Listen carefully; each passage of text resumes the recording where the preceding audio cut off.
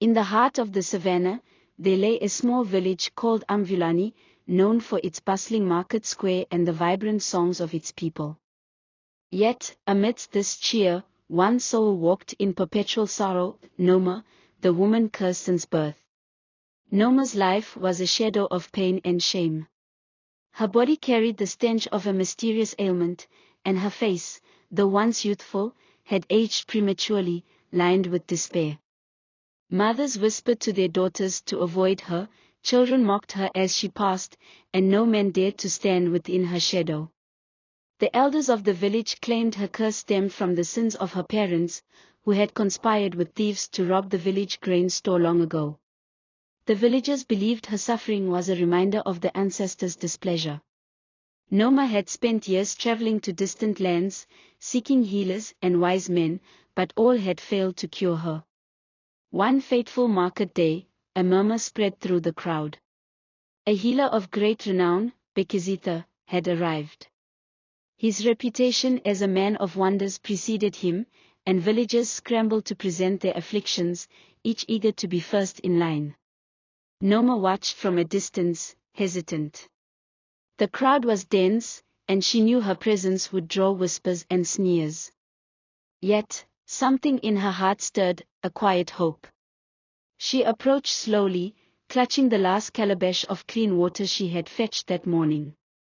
Bekezitha, seated under a baobab tree, looked tired from his journey.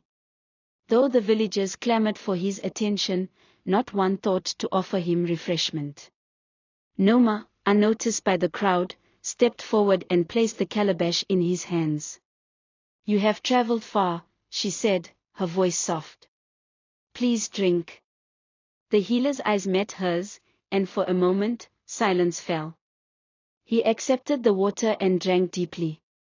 As he handed the empty calabash back to her, a sudden wind swept through the square. Noma gasped as her knees buckled, and she fell to the ground.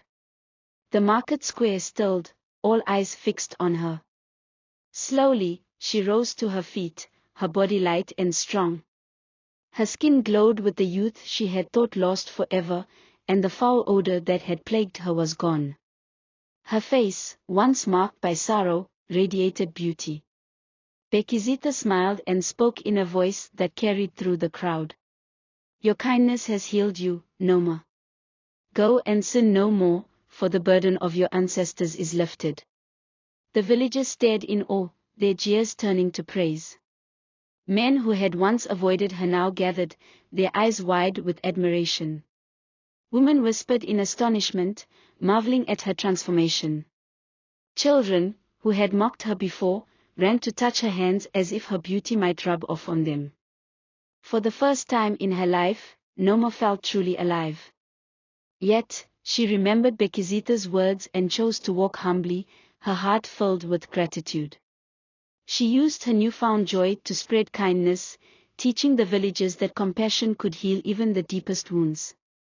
And so, the tale of Noma and the healer became legend in Amvulani, a story told by the fireside to remind all that even the most broken can be made whole through kindness and faith. This is a Bible-inspired story. Jesus Christ, just like the healer, looks out for our faith and kindness even when things are going wrong, for out of faith and kindness birth many life-changing miracles.